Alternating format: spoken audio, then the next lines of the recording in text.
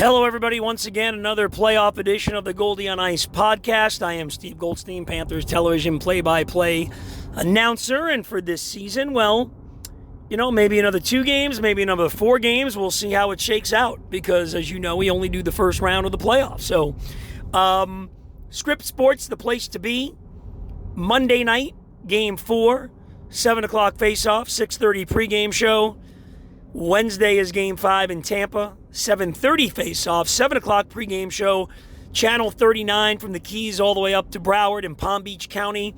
You've got Channel 9. Some of the games are actually on WPTV as well. You should check that. Sometimes they're able to put it on that channel as well.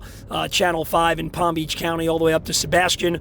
Over on the west coast of Florida, Laugh TV 36.3. And if you didn't this year, you should look into it for next year. The Panthers Plus app, $79.99 for the season. You get every game that we produce, and you can watch it wherever you are inside the viewing area. So that's how to see games 4 and 5. And unless the Panthers win the next 2, there will be a game 6 at Amerant Bank Arena. So, as expected, a lot has happened so far in the series. I think the Panthers are in a great spot because going into the series, you probably would have said, hey, if they could win one of the first 2 in Tampa, that'd be great. If they could get a 2-1 lead in the series, that would be great. So that's where they are. Now, it's been a strange series because I don't think, for the most part, we've seen great hockey. And I do believe part of the reason is these teams are so good. They know each other so well. Their defensive systems are so similar that, and the goalies are great, that you just haven't had, quite as, I don't even want to say high level of play offensively, because there has been at times, but both teams are just doing a great job defensively. I mean, they know about each other's speed. You've got Stanley Cup champions all over the place on both sides. You've got guys that have Hall of Fame credentials on both sides. So much playoff experience. So there's a lot of respect with the speed on both teams off the rush. I just think defensively these teams are playing at a level that is so high right now, and I think you see that on the penalty kill.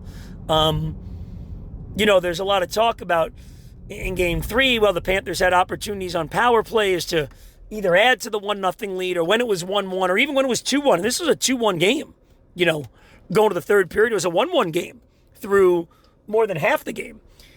I think I just credit the penalty killers on both teams. And then when necessary on the power play, the goalies have made the save. So Sergei Bobrovsky was not at his best in Game 3. I thought Andrei Vasilevsky was at his best in Game 3, and that certainly is a big part of it.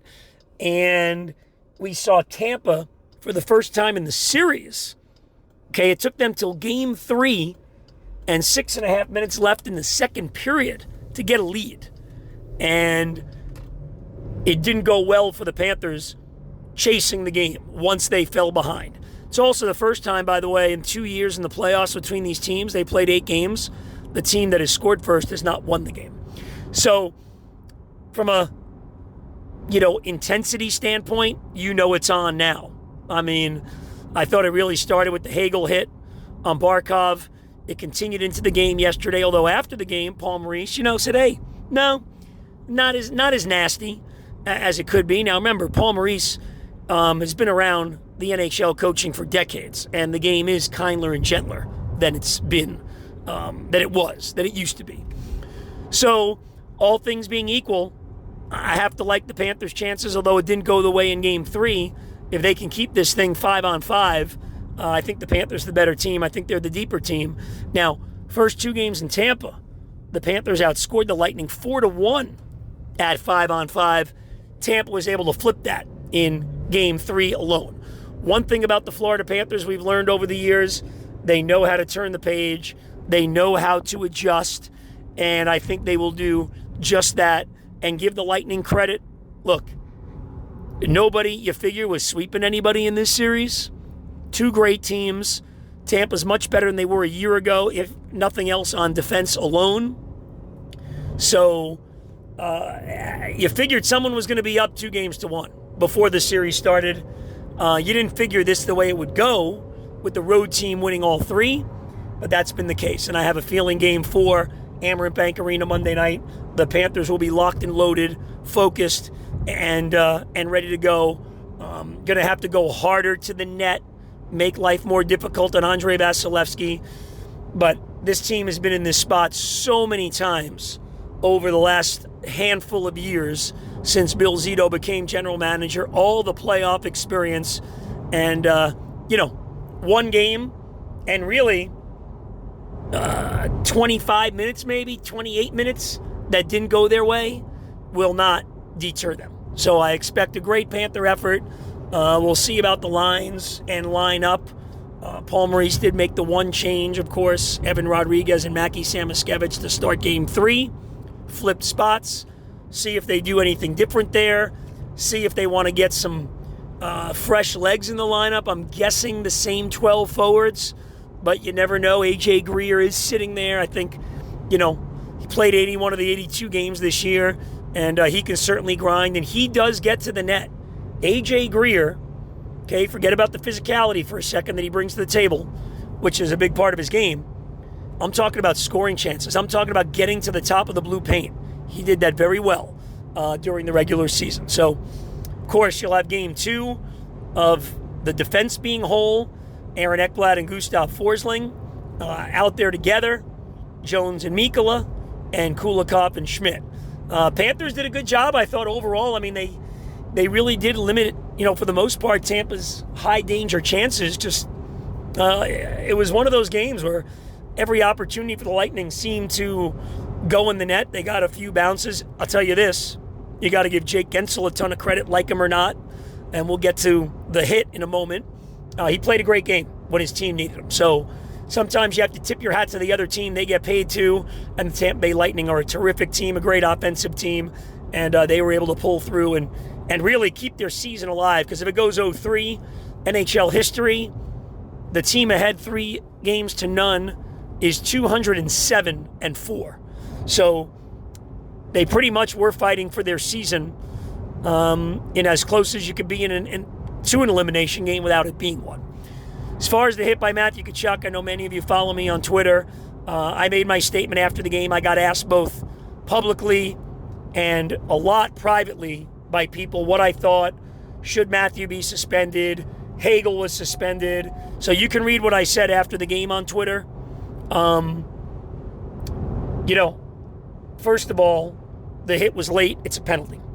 Okay. Second of all, it's the Stanley Cup playoffs. It's the Panthers and the Lightning in the Stanley Cup playoffs. The winner of this series will probably be favored to go to the Stanley Cup, if not win it. These two teams have won 3 of the last 5 Stanley Cups. They have played for the Cup, one of them, every year for the last 5 years. It would be a shame if there weren't hits and nastiness and message sending going on during games of this series. That said, Jake Gensel had passed the puck. That is a factor. Very different from the Hagel hit, where there was no reason for Brandon Hagel ever to even skate into Barkov, because Barkov never even touched the puck. So you can't even go under the guise that he was looking at the puck and trying to make a play on the man with possession. Matthew Tkachuk, when he started moving towards Gensel passed the puck to a player about to score.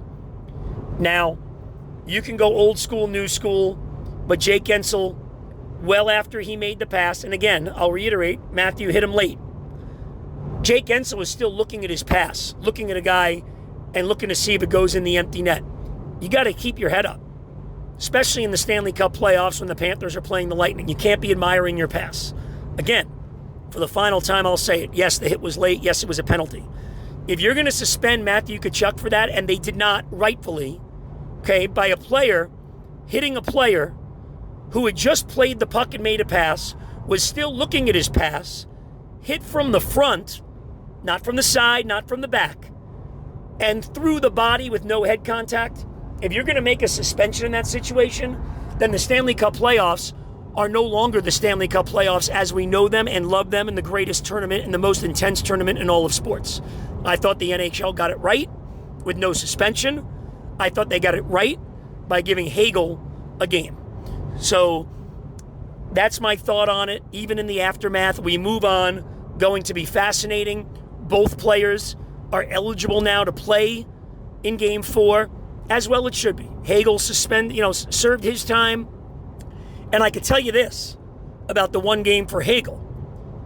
If that's Matthew Tkachuk doing that to Braden Point in the regular season, he's gone 2 or 3 games. If that's Brad Marchand doing that to Nikita Kucherov in the regular season, he's gone 3 games at least.